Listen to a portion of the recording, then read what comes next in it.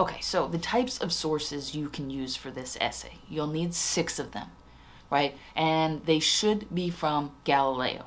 I've checked. All of your sources have substantial information available to you on Galileo. So if you're finding that you're struggling to come up with sources, check your keywords. That should be your immediate go-to, not, oh, let me switch to Google because I can't find anything on Galileo. Okay, not send me an email because you can't find anything on Galileo. Go back to your keywords, think about them, make some adjustments. Those keywords make a huge, huge, huge difference. Okay, so the types of sources we can use for this particular research project are scholarly sources, which means essentially these are articles written by experts in the field of literary studies for other experts in the field of literary studies or students who are working to become experts. You might ask me, like, I'm not trying to become an expert. Why do I have to, solely work with scholarly sources? Well, the reason is that scholarly sources are actually really specific, and they are really enlightening in terms of the text that you're looking at. Right? They dive into concepts that relate these works of literature to reality and how people see reality. Now, you might find some analysis like that in a traditional Google search, sure, but that's not the type of audience we're looking for. That's a general audience, and we're looking for a more expert audience, right?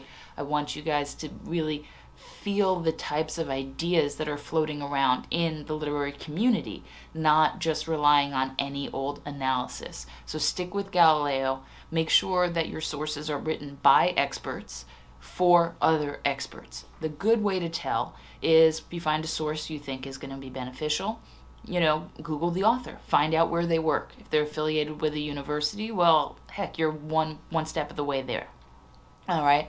If they're affiliated with a university, we've got that check mark. Then what you do is you look and see the publication, right? Who has published this? What is the name of the journal that's published this? And if you see that it's affiliated with a university, like say it's published by Johns Hopkins University Press, awesome, right? We are good. It's a university publication. That tells us that that audience is at a higher level. Okay, if it's published by someone that's not affiliated with the university, you need to check and see, okay, is this a peer-reviewed journal? And if it is, then you're good. You can find that information in the journal's About page. Okay, it's really, really important that you check these things. All right, so now that I've told you about scholarly sources, how they're written by experts, for other experts or students working to become experts, the types of sources we cannot use. Encyclopedia articles. They are very surface level. They don't go deep into analysis by design. Encyclopedia articles are meant to give you a general understanding of something. So no encyclopedia articles, no book reviews. Okay, what do I mean by a book review? Well, if you look on Galileo, you'll see that sometimes there are reviews either about your primary source or actually about sources written about your primary source. Okay, if you check the box that says scholarly peer-reviewed journals, then chances are most of them will be weeded out. I will say be careful of Gale. You'll notice Gale because instead of having like a full text link underneath the abstract, you'll actually see it'll say like Gale learning something, right? And what you'll want to do is make sure that in the subject terms, once you click on the article, it does not say review or book review anywhere. Okay, I've found over the last couple of months that those are getting kept in with the scholarly peer-reviewed journals. So just avoid those. Avoid sources that are essentially character traits. Okay, what do I mean by that? I mean character name.